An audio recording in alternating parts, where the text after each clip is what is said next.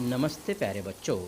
मैं आपका अध्यापक सूर्यवंशी जिया, हिंदी विभाग, मौलाना आज़ाद महाविद्यालय रोज़ाबाद, औरंगाबाद। बच्चों, आज हम इस वीडियो के माध्यम से आपके पाठ्यपुस्तक का छठा पाठ पाप के चार हथियार इस निबंध के शेष भाग का अध्ययन करते हैं।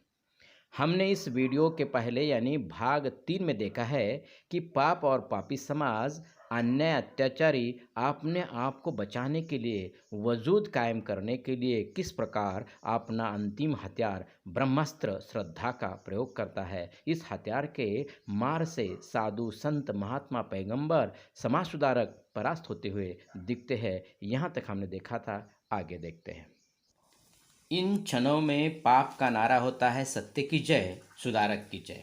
अब वह सुधारक की करने लगता है चरण वंदना और उसके सत्य की महिमा का गान और बखान।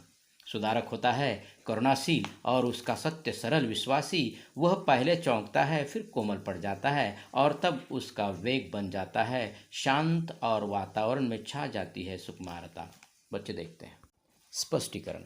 श्रद्धा रूपी ब्रह्मास्त्र का उपयोग करते समय ये पापी लोग क्या नारा लगाते हैं? सत्य की जय हो, सुधारक की जय हो। सुधारक की चरण वंदना करते रहता है, उनके सत्य की महिमा का ज्ञान और बखान करने लगता है। सुधारक तो पहले से ही कोमल और करुणाशील दयावान होता है, उसका सत्य सरल और विश्वासी होता है, इसीलिए वह चौंकता है, फिर कोमल पड़ जाता है, नरम पड़ जाता है। तब सुधारक का सुधारणावादी वेग शांत बन जाता है और वातावरण में छा जाती है सुकुमारता। ठीक है बच्चों, आगे देखते हैं। पाप अभी तक सुधारक और सत्य के जो स्रोत पढ़ता जा रहा था, उसका करता है यूं उपसंहार। सुधारक महान है, वो लोकोत्तर है, मानो नहीं वो तो भगवान है, तीर्थंकर है, अवतार है, पैगंबर है, संत है। उसकी वाणी में जो सत्य है वह स्वर्ग का अमृत है, वह हमारा वंदनीय है, स्मरणीय है।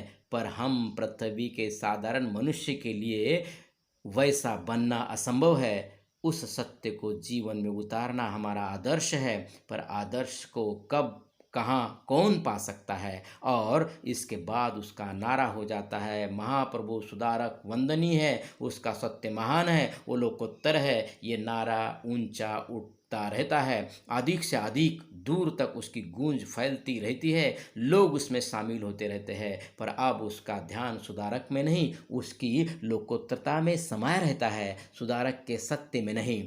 उसके सूक्ष्म से सूक्ष्म अर्थों और फलितार्थ के करने में जुटा रहता है। अब सुधारक के बनने लगते हैं स्मारक और मंदिर, और उसके साथ उसके सत्य के ग्रंथ और भाष्य। बस यही सुधारक है और उसके सत्य की यानी पराजय पूरी तरह हो जाती है।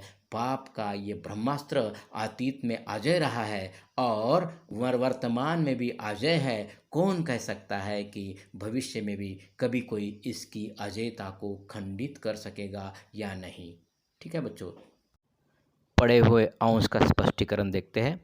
बच्चों, ये जो पापी समाज है वह श्रद्धा नामक शस्त्र का उपयोग करके सुधारक, पैगंबर, संत, महात्मा, तीर्थंकर है, इनकी विचारधारा है समाज सुधार की, अन्याय अत्याचार मुक्त समाज की, उसकी इतनी बखूबी से प्रशंसा करता है, गुणगान करता है कि लेखक आगे कहते हैं कि ऐसा महिमा मंडन करने पर सभी लोगों का ध्यान सुधारक और उनके विचारों की ओर नहीं जाता, तो उसकी लोकोत्तरों में ध्यान समाया जाता है, यानी सुधारक की महानता में वह उलझा रहता है।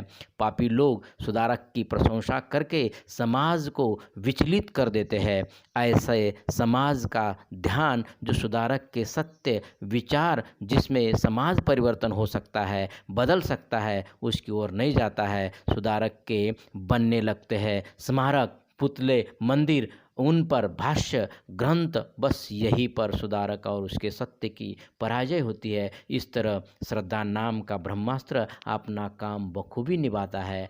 पाप का ये ब्रह्मास्त्र अतीत में भी अजय रहा है, अर्थात उसकी हार नहीं हुई है और वर्तमान में भी अजय है। यहाँ लेखक को पूर्ण विश्वास है कि भूतकाल में भी विजयी रहा है और वर्तमान काल में भी विजयी है और भविष्य काल में भी लेखक कहते हैं शायद वो विजयी रहेगा, उस पर कोई भी मात नहीं कर सकता है।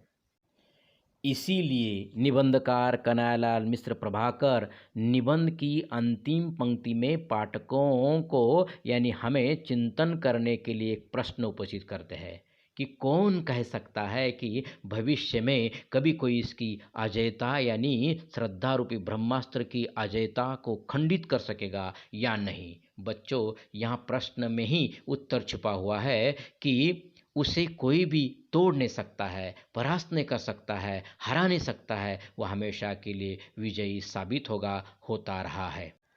अर्थात श्रद्धा पापियों का अंतिम परंतु बलशाली शस्त्र है।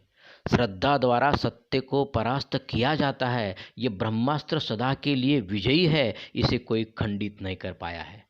आज तक इसे कोई भी खंडित या परास्त नहीं कर पाया है। ये सारा समाज पाप से भरा हुआ है, संपूर्ण समाज में बुराइयों का बोलबाला है। श्रद्धा नामक ब्रह्मास्त्र पाप को बनाए रखता है। इस प्रकार दुनिया में पाप और पापी विजयी और अविनाशी बना हुआ दिखाई देता है, क्योंकि वह हमेशा मिठास बनाए रखता है, मोह पैदा करता है, आपने जाल में खींचता रहता है, मज़ा देने लगता है। इसीलिए चारों ओर पाप और पापी लोगों का बोलबाला है। यही निबंध पूरा होता है। धन्यवाद बच्चों।